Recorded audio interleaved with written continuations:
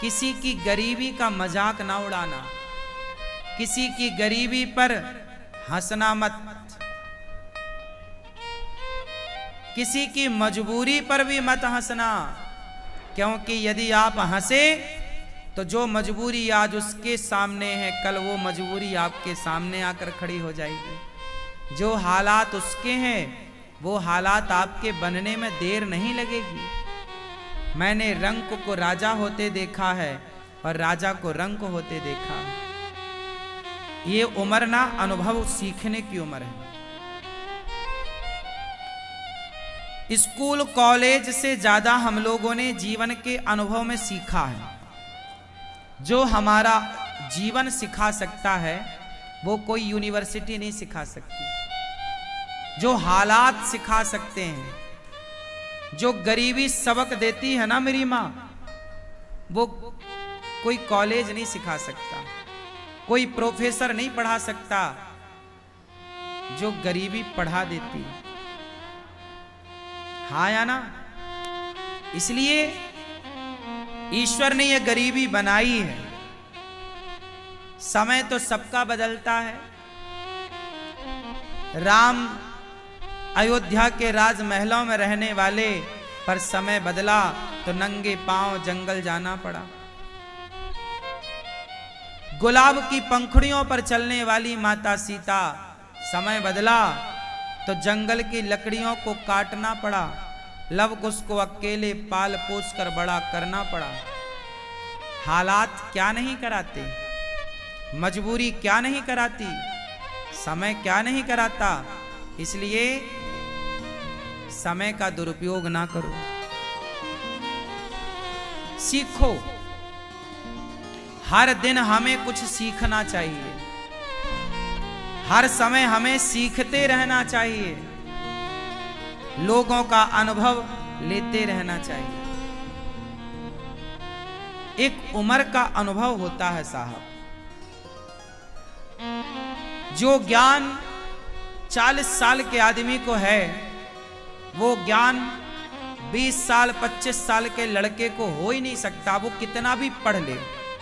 मैं अनुभव की बात कर रहा हूं, डिग्रियों की नहीं। कि अनुभव जो है वो एक टाइम के साथ आता है, एक समय के साथ आता है। और अनुभवी व्यक्ति सब नहीं होते। याद रखना, उम्र बढ़ना अलग है और अनुभव बढ़ना अलग है। जरूरी नहीं है कि आपकी उम्र बढ़ रही है तो अनुभव बढ़े। कुछ लोगों की उम्र तो बढ़ती है, अनुभव नहीं बढ़ता। अनुभव किनका बढ़ता है? जो हर हालात से गुजरते हैं।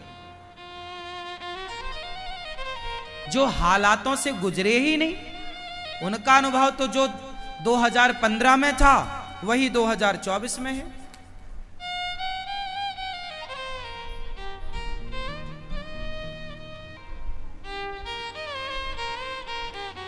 इसलिए उतार चढ़ाव भरा जीवन बहुत अच्छा होता है। कौन सा जीवन अच्छा होता है? सीधा। कुछ लोग कहते हैं महाराज हमें दुख ना आए, हमें दुख ना आए। और कुंती बुआ कहती हे भगवान हमें और दुख आए। क्यों? क्योंकि दुख जो सिखा देता है ना, वो सुख कभी सिखा ही नहीं सकता। इसलिए जीवन में ये दोनों आना जरूरी है, उतार चढ़ाव। दुख व्यक्ति को मजबूत करता है, सुख व्यक्ति को कमजोर करता है। हाँ या ना? दुखी होंगे आप तो शारीरिक और मानसिक दोनों रूपों में आप मजबूत होंगे, और सुखी होंगे तो शारीरिक और आज मानसिक बीमारियां गरीबों को नहीं है। आज मानसिक बीमारियां गरीबों को नहीं है, मजदूर को कोई मानसिक बीमारी नहीं है। सारी मानसिक बीमारियां अमीरों को हैं। हाँ या ना? शारीरिक बीमारियां गरीबों को कम हैं, अमीरों को ज्यादा है। हाँ या ना? क्यों? क्योंकि गरीबी व्यक्ति को मजबूत बनाती है शारीरिक और मानसिक दोनों रूपों में, और अमीरी तुरंत आपको खोखला करती है। ये बड़े बड़े महलों के बड़े बड़े हाथी सब देखने के हैं, आदमी अंदर से खोखला है। बाहर से बड़ा महल है, बड़ी गाड़ी है, अंदर झांक कर देखो सब खोखला है, दिखावा है। ये जिस गाड़ी पे ये घूम रहा है ना, ये बैंक के कर्जे में है, पागल बना रहा है। इतना बड़ा बंगला बनाया है, लोन लिया है, चुका चुका के मर रहा है। अब वो तो रो नहीं रहा किसी के सामने, नहीं तो लोग कहेंगे वाह ऐसे रो रहे हो, तो वो आंसू भी पी रहा है। अब चुकाया जा नहीं रहा है, बैंक बाद में क्या करती है, नीलाम करती है। कहावत है ना, कर्जा लेके घी पीना। कुछ लोग कर्जा लेके घी पीते हैं, समझदार नहीं है वो जो कर्जे का घी पिए। बड़े बुजुर्गों ने कहावत कही है, जितना पांव है उतनी चादर, जितनी चादर है उतना पांव पसारो। यदि जरूरत से ज्यादा पांव पसारोगे तो चादर के बाहर जाएगा। कर्जे में डूबोगे, मानसिक तनाव बढ़ेगा, डिप्रेशन बढ़ेगा, और आपका शरीर खराब होगा डिप्रेशन से, मानसिक तनाव से। कोई इलाज नहीं होगा फिर। इसलिए फ्रैंकली जिंदगी बिंदास आनंद से जिया करो। उसके लिए क्या चाहिए? हालातों से लड़ना सीखिए। भगवान से ये मत कहा करो हे भगवान हमारे जीवन में दुख ना आए, कहो हे विधाता हमारे भाग्य के सारे दुख हमें दो। पर जब दुख देना तो उन दुखों से लड़ने की शक्ति आप कृपा करके दीजिएगा। हम उन दुखों से लड़ सकते, भागे ना, उन हालातों से भागे ना, डट के उनका सामना करें, वो शक्ति दो। और हमारे किस्मत का दुख आने दो, हम तैयार हैं लेने को। कब तक इग्नोर करेंगे दुखों को? वो दुख भी जो तुम्हारी किस्मत में है वो भी तुम्हारा ही बोया कांटा है। जो जैसा करेगा वो वैसा भरेगा।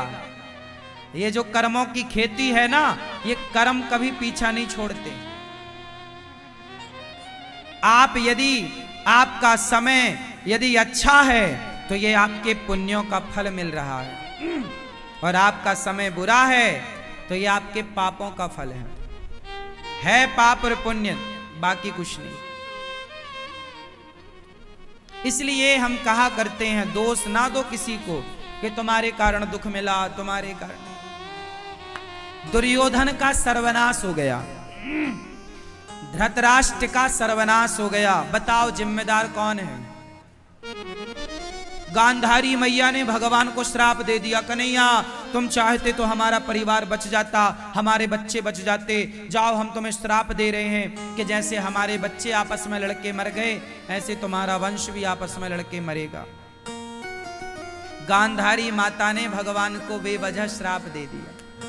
अच्छा एक बात बताओ, धृतराष्ट्र का सर्वनाश हो गया, कौन जिम्मेदार है?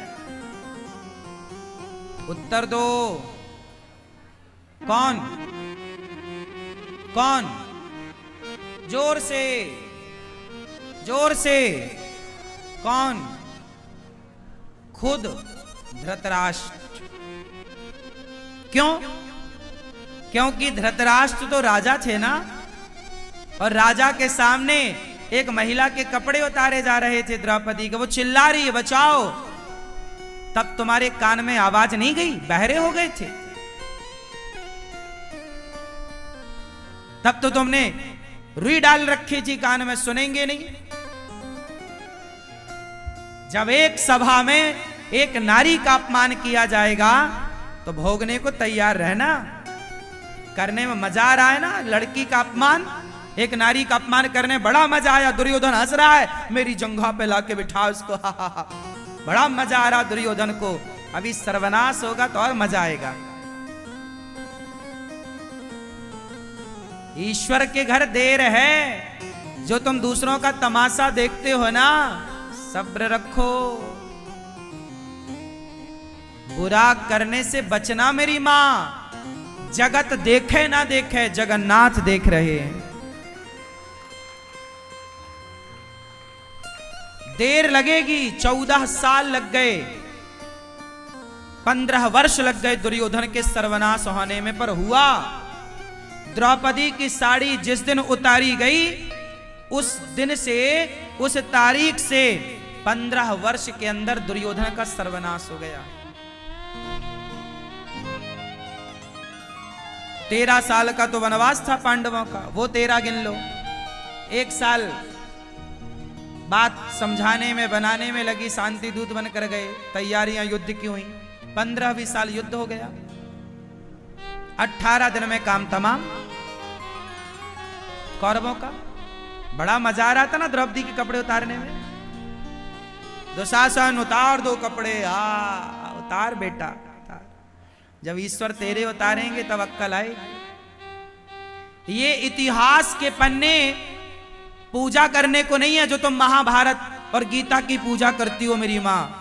पूजा करने से काम ना होगा, निकाल कर पढ़ा करो इतिहास को, पुराणों को। जो लिखा है उस लिखे हुए को समझो, और जो गलतियां इतिहास में दुर्योधन ने करी, कर्ण ने की, शकुनी ने करी, मंथरा ने की, कैकेयी ने की, वो गलतियां तुम मत दोहराओ। वो गलतियां दोहराओगे तो फिर तुम्हारे जीवन में एक महाभारत खड़ा होगा। ये इतिहास सबक है, सिखा रहा है, गलती ना करना। आजकल के लड़के क्या कर रहे हैं, लड़कियों को कुछ लड़के छेड़ रहे हैं। इन लड़कों को जरा बताओ कि रावण ने छेड़ी थी, सर्वनाश हो गया। तुम्हारी औकात क्या रावण से ज्यादा है? इतिहास से तुमने कुछ सीखा नहीं? कुछ लोगों के पति लोग, पत्नी है बढ़िया सुंदर, दया जैसी पत्नी मिली, शिष्टाचारी, जेठालाल को, फिर भी वो बबीता को ताक झांक करता रहता है। समझाओ जेठालाल को। रावण को भूल गए क्या?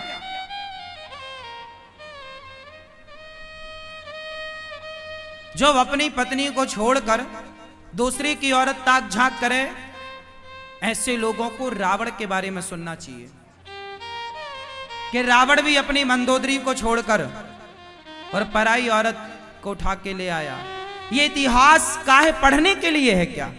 पूजा करने के लिए है क्या? अरे समझने के लिए है कि भाई जो गलती रावण ने करी वो हम ना करें,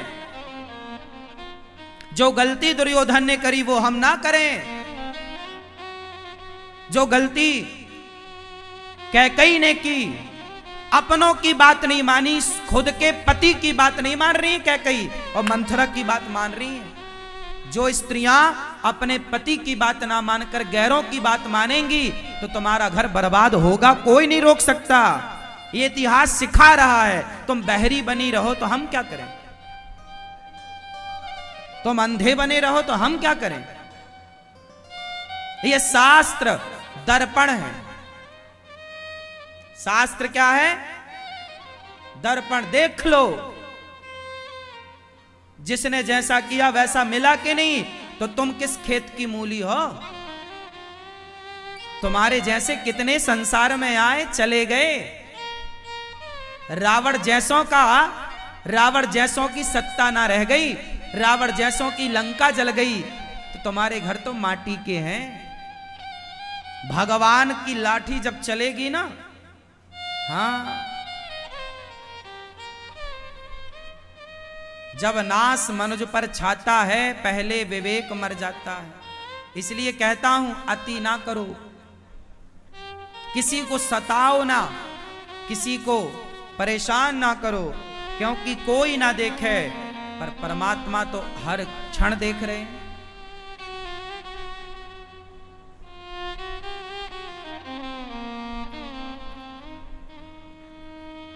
हमारे शास्त्र कितना बढ़िया मैसेज देते हैं, कितनी बढ़िया सबक देते हैं। सीख लो बेटा, एक अच्छे इंसान बन जाओ। राम, देखो इतिहास में दो लोगों का नाम है, राम का और रावण का। अब ये आपको चयन करना है कि आपको रावण जैसा बनना है या राम जैसा। इतिहास में दो नाम है, अर्जुन का और दुर्योधन का। अब आपको अर्जुन की तरह बनना है या दुर्योधन की तरह। इतिहास में दो नाम है, कैकेयी के और मंथरा के। अब आपको मंथरा की तरह बनना है, कैकेयी की तरह बनना है या कौशल्या जी की तरह बनना है। इतिहास भरा पड़ा है अच्छे लोगों से और बुरे लोगों से। ये इतिहास चाणक्य से भरा पड़ा है, चंद्रगुप्त मौर्य से भरा पड़ा है। ये चाणक्य, ये इतिहास आक्रांता, अकबर, हुमायूं और बाबर जैसे लोगों से भरा पड़ा है। अब ये तो आपको डिसाइड करना है कि आपको बनना क्या है। अकबर बनना है, बाबर बनना है या महाराणा प्रताप, शिवाजी बनना है, ये तो आपका निर्णय होगा। इतिहास तो भरा पड़ा है। इतिहास बहुत कुछ कह रहा है, तुम ना समझो। इतिहास की भाषा कैसी है? गंभीर है। इतिहास की भाषा गंभीर है भैया। उस गंभीर